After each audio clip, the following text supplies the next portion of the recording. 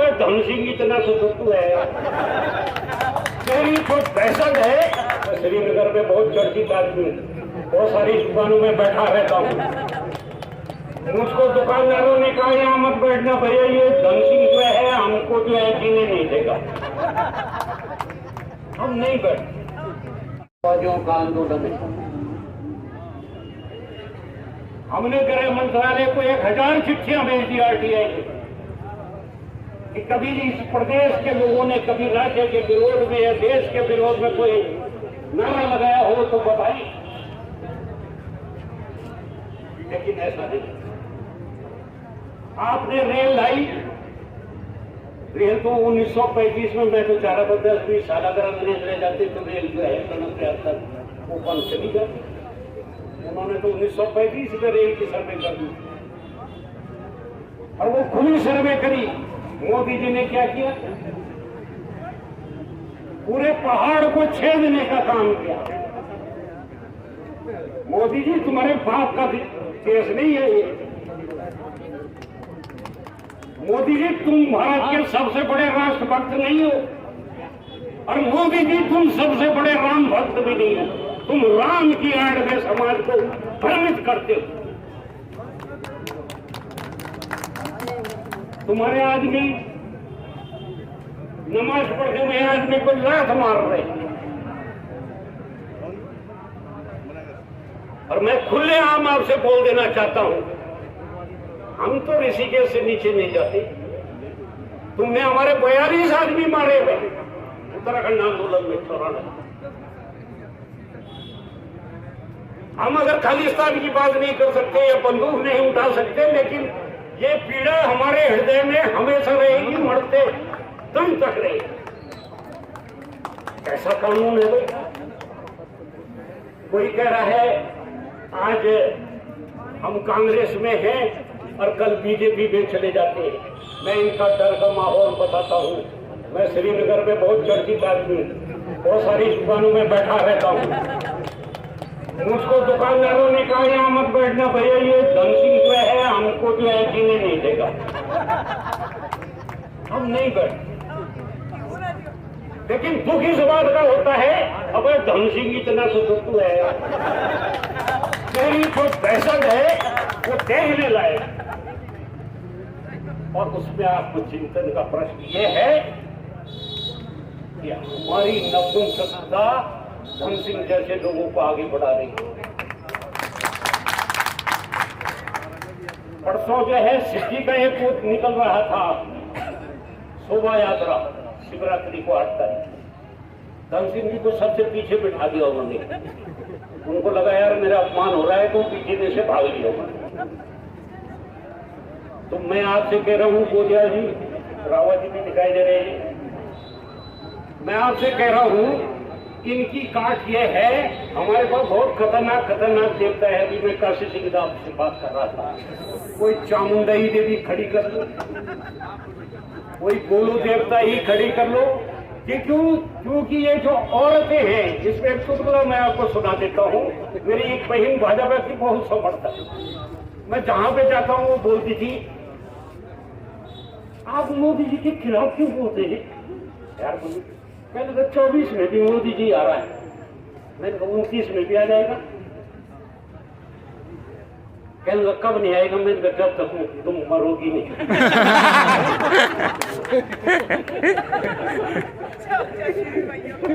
मैंने कहा बहन, कृष्ण भगवान जब द्वारिका चले गए तो उन्होंने उद्धव को भेजा गोपियों को वो करने के लिए। गोपियों ने उद्धव से कहा भाई कृष्ण तो हमारे यहाँ बैठ गए। वैसे ही हमारी पहाड़ की महिलाओं की, जिसमें मैं आपको बता दूं ब्राह्मण और ठाकुरों की महिलाएं इनके ज्यादा इज्जत से बैठ गई।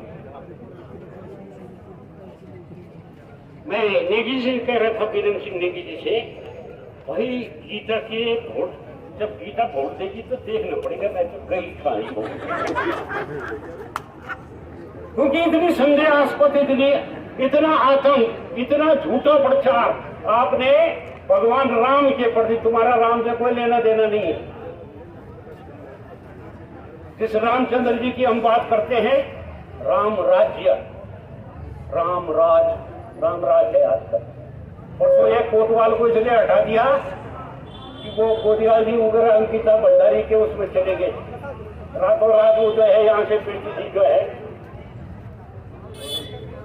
तो तुम अगर सत्ता के अंधेरे में, सत्ताएं बदलती रहेंगी, आज नहीं तो कल बदलेंगी, लेकिन मैं गोदिया जी वगैरह जितने कांग्रेसी लोग हैं इनसे भी कह देना चाहता हूँ, ऐसी ऐसी बातें करना गुरुदेव कि ये भारी न निकल सकी कभी।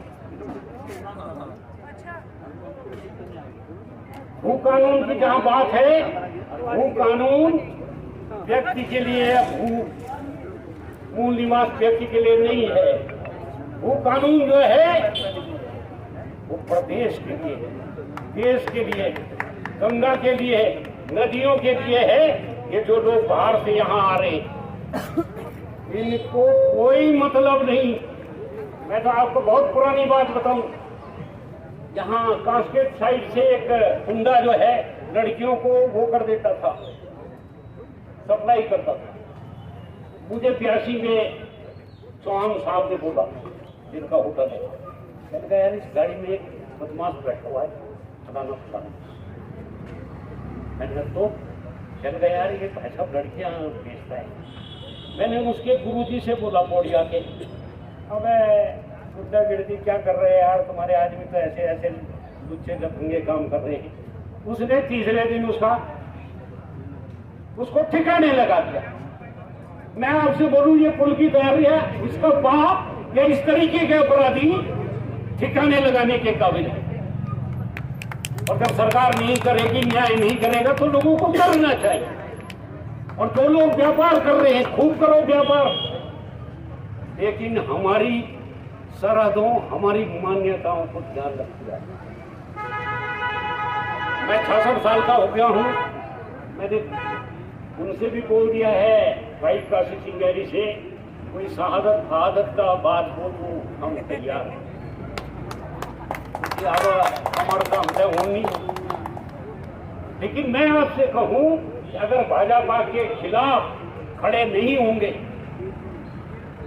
तो भाजपा देश को बेच दे।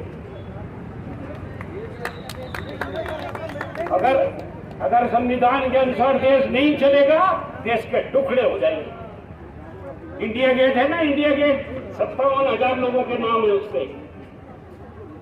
पे 37,000 मुसलमानों के नाम हैं जिन्होंने शहादत दी है देश की। करो ना बात। मैंने आपको बता दिया जितने धर्म हीरू या धर्म जिनको अंधभक्त आप लोग बोल रहे हैं, अगर इनके खिलाफ अभी एक बम यहाँ पे फट जाए वैसे यहाँ पे, तो शायद मैं सोचता हूँ 15-20 दिन तक तो आप निकलेंगे नहीं। आपने कोरोना में देखा होगा, आपके फोर फादर्स की दाह संस्कार जो है ये तो मुस्लिम लड़कों ने करा, ये सीखरों के बच्चों ने करा, तुम खड़े नहीं हुआ। मोरा हम ये चाहते हैं कि हरिद्वार से ऊपर पर्यटन प्रदेश की बात न करें, धार्मिक प्रदेश की बात करें। हम ये चाहते हैं कि मनरेगा जैसी स्कीम को अगर यहाँ पे इम्प्लीमेंट करना है तो कृषि पर करना है, पेड़ों पे करना है, नदियों के संचय के लिए करना है। एक दिन ये मिश्रा जी हैं यहाँ पे, हमारे गोजा जी के चेले हैं, उनकी मदर बसंत पंचमी के दिन नीचे से आ रही है क्या तुम नदी में बल पानी नीचे अलग मिलता। ये 320 मेगावाट की बिजली परियोजना हमारी आंख के नीचे बनी, जबकि ये 220 मेगावाट है। इस पे कहीं धारी देवी टूट नहीं रहा। तुम दिल्ली के लोग हमको डुबाने का काम करते हो और हम सबसे जल्लाद है कि कोई बातों को देखते रहते, सुनते रहते और रिएक्ट नहीं करते। पहली बार जहाँ पे हम रिएक्ट हुए हैं, मैं आपसे कहना चाहता हूँ मुझे कोई डर नहीं। एक बार 65 साल की उम्र हो गई साहब उनकी, विश्वविद्यालय के प्रोफेसरों की, और राष्ट्रपति महोदय थे प्रणब मुखर्जी साहब, वहाँ मैंने भेजा साहब इनको तब करना रिटायर्ड जब इनकी वार्षिक श्राद्ध हो जाए। तो वहाँ से ट्रेन है, जहाँ चिट्ठी आई किस आदमी को पता किया जाए ये क्या चीज है। तो डीएम साहब थे, उन्होंने कहा भाई ऐसा लिखो कि मैंने मानसिक उसमें जो है डिप्रेशन में लिख के आइए और लिखिए आप। मैंने उनको लिखा कि मेरी मानसिक स्थिति बिल्कुल ठीक है, आप अपनी मानसिक स्थिति थोड़ा और जो है देश को इस अराजकता से बचाएं। नौजवान लड़कों, संविदा वो रोडवेज में मैं बैठ के जा रहा था तो मैंने कहा इतनी तेज क्यों चला रहा है अमित गाड़ी। कहने लगा जी ना किलोमीटर वाले ड्राइवर है। मैंने नई बात सुनी, किलोमीटर वाला ड्राइवर। मैंने कहा ऐसा क्या है कि जब हम यहाँ से देहरादून और देहरादून श्रीनगर जाएंगे तब जाके हमारी तनख्वाह बनेगी। ठेके वाले क्या कहते हैं आपके ये जितने भी सारे लोग यहाँ पर हैं, संविदा वगैरह जो है, ये जो संविदा है ना, ये नौजवानों आपके कलंक है, ये देश की अस्मिता के खिलाफ है, ये संविधान के खिलाफ है। मैं आपसे अनुरोध करना चाहता हूँ, तन की हवस मन को गुनाहगार बना देती है, पाप के पाप को वीरान बना देती है। भूखे पेट को देशभक्ति सिखाने वालों को इंसान समझदार बना देती है। मैं आपसे अभी भी कह रहा हूँ कि आप जो है डरिए मत, पीटिए।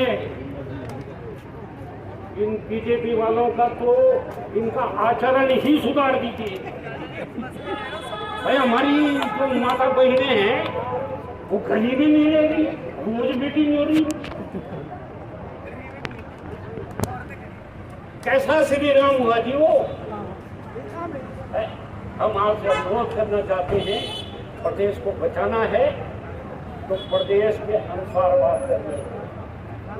पर्यावरण का ध्यान रखना है तो पेड़ ऑर्नामेंटल नहीं लगाने। पेड़ जो है आम, अमरूद, जंगली जानवरों के बहुत सारे।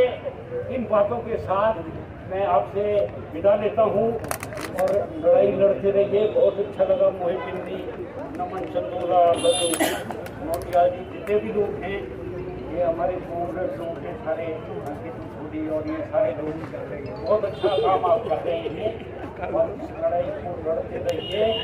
एक दिन इतना ध्यान दिला दूंगा, लास्ट में एक बार लाठी छाड़ हुआ था सन 88 में अंशकालिक शिक्षकों पे, यहाँ पे डुगरी पंथ में एक भी शहर के लड़के पे लाठी दे पौड़ी श्रीनगर रुद्रप्रयाग चल रही है। अर्धविक्षिप्त शहर है क्यों कछोरों करने लगी भागी तो किमतोली बेचारे गरीब लड़के गाँव के।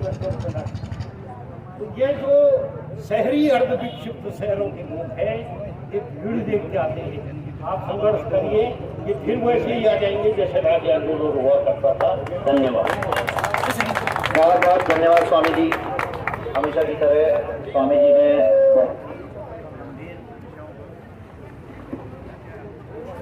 अब मैं हमारे बीच में मलेथा से कबीर भाई हैं।